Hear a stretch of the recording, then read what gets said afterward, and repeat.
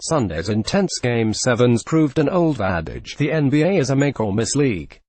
As the Golden State Warriors and Portland Trail Blazers get set to square off in the Western Conference Finals, Tuesday, 9 p.m. ET on ESPN, the importance of those makes and misses is only going to be heightened. How will the Warriors look to score in games before Kevin Durant returns from his calf injury? And what are the keys to Portland's attack? Let's look at the most important shots from the three most important players on each squad, starting with the two-star backcourts. Curry's left wing 3. Stephen Curry is the best shooter on the planet, but even the greatest shooters are more dangerous in some spots than others. Steph thrives from the left side of the arc. Not only is he most active over there, he's most efficient too. It's never a good idea to give him a good look, but it's especially unwise to let him get hot in that spot.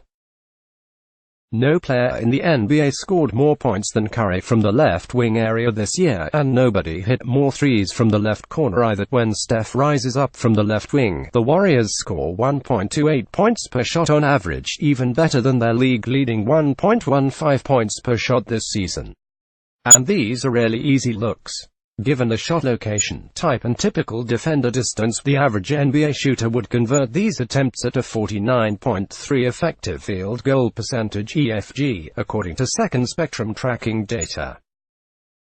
Curry soars past that with a 63.4 EFG. Thompson's right wing 3. One reason the Splash Brothers are terrifying is that they thrive from different spots.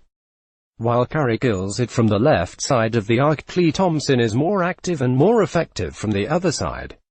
Thompson led the NBA in made threes from the right wing this year. Thompson also leads the NBA in catch-and-shoot threes on the move from this area, a shot that is projected to convert at a 51.1 EFG. But Klay, his EFG on those looks is 71.9 per Second Spectrum.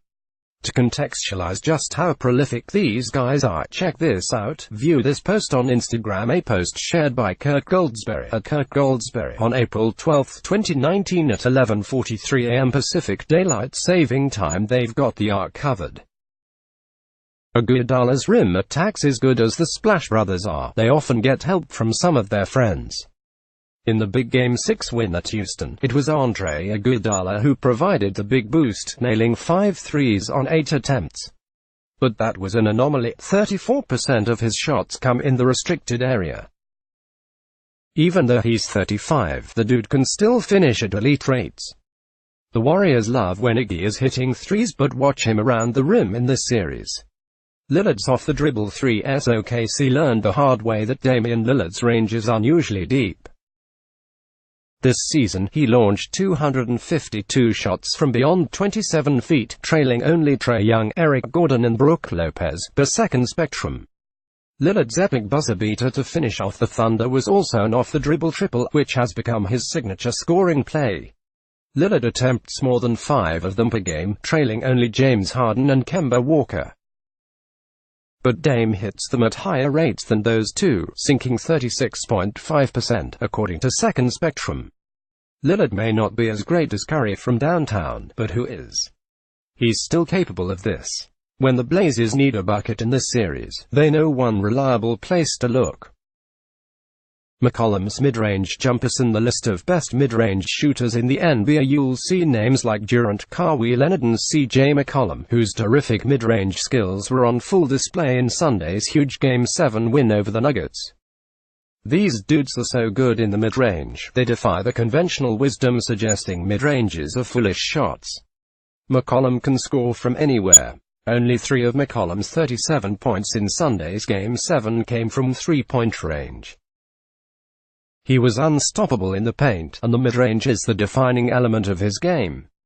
Of the players who attempted more than 150 mid-range pull-ups this season, McCollum ranked 3rd in EFG, behind Durant and J.J. Redick.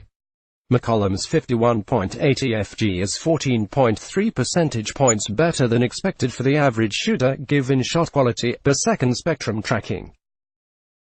And that means this is a pretty great attempt. He'll have to keep this up for Portland to have any hope in this series. Kanter's putback scenes. Kanter has emerged as Portland's number 3 scorer in these playoffs, posting 12.9 points per game. But unlike Lillard and McCollum, Kanter can't shoot. Still, he's productive around the rim thanks to his smooth footwork and dominance on the offensive glass. Kanter is grabbing almost 4 offensive boards per game in the postseason, and 38% of his points are coming on second-chance opportunities. Golden State has to find ways to keep Kanter off the offensive boards. That's easier said than done, especially if the Warriors choose to go small.